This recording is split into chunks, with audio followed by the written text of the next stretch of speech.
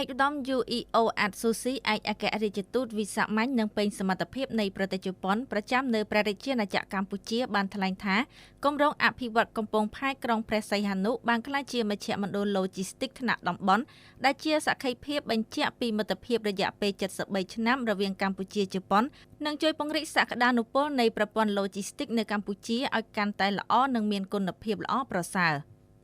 ឯកឧត្តមពេងពូនីរដ្ឋមន្ត្រីក្រសួងសាធារណការនិងដឹកជញ្ជូននិងឯកឧត្តម Yuino Atsushi ឯកអគ្គរដ្ឋទូតវិសាមញ្ញនិងពេញសមត្ថភាពនៃប្រទេសជប៉ុនប្រចាំនៅព្រះរាជាណាចក្រកម្ពុជាបានអញ្ជើញជាសហប្រធានដឹកនាំកិច្ចប្រជុំលើកទី1គណៈកម្មាធិការសម្របសម្រួលនៃគម្រោងអភិវឌ្ឍផែនការមេដើម្បីប្រែក្លាយកំពង់ផែក្រុងព្រះសីហនុទៅជាកំពង់ផែនិងមជ្ឈមណ្ឌលឡូជីស្ទីកថ្នាក់តំបន់កាលពីថ្ងៃទី29ខែមករាឆ្នាំ2026ឯកឧត្តមរដ្ឋមន្ត្រីពេងពូនីបានថ្លែងអំណរគុណយ៉ាងជ្រាលជ្រៅជូនចំពោះរាជរដ្ឋាភិបាលជប៉ុននិងទីភ្នាក់ងារសហប្រតិបត្តិការអន្តរជាតិជប៉ុនដែលតែងតែផ្ដល់ការគាំទ្រនិងកិច្ចសហការយ៉ាងជិតស្និទ្ធជាមួយកម្ពុជាជាពិសេសក្នុងវិស័យដឹកជញ្ជូននិងភស្តុភារកម្មឯកឧត្តមឯកអគ្គរដ្ឋទូតបានលើកឡើងពីការបន្តផ្ដល់ការគាំទ្រដល់ការអភិវឌ្ឍកំពង់ផែស្វយ័តក្រុងព្រះសីហនុជាបន្តបន្ទាប់របស់រដ្ឋាភិបាលជប៉ុនចាប់តាំងពីឆ្នាំ1996មកហើយសម្រាប់ឆ្នាំ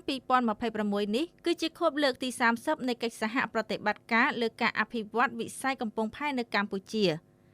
ឯកឧត្តមបានបន្តថាគម្រោងអភិវឌ្ឍផែនការមេនេះក៏នឹងក្លាយជាគម្រោងមួយទៀតដែលជាសក្ខីភាពបញ្ជាក់ពីមិត្តភាពរយៈពេល73ឆ្នាំរវាងកម្ពុជាជប៉ុនដ៏រឹងមាំស្របតាមចក្ខុវិស័យនិងការបដិញ្ញាចិត្តរួមគ្នារវាងប្រមុខរាជរដ្ឋាភិបាលនៃប្រទេសទាំងពីរកន្លងមក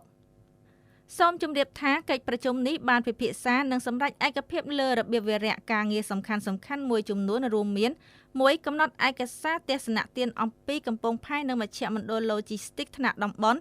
2ផែនការសកម្មភាពការងារសម្រាប់អនុវត្តគម្រោងដែលមានរយៈពេលសរុបចំនួន24ខែ3ការបង្កើតក្រុមការងារដើម្បីជំរុញការអនុវត្តគម្រោង4និងការរៀបចំសិក្ខាសាលាផ្សព្វផ្សាយពីគ្រោះយោបល់និងការរៀបចំវគ្គបណ្ដុះបណ្ដាល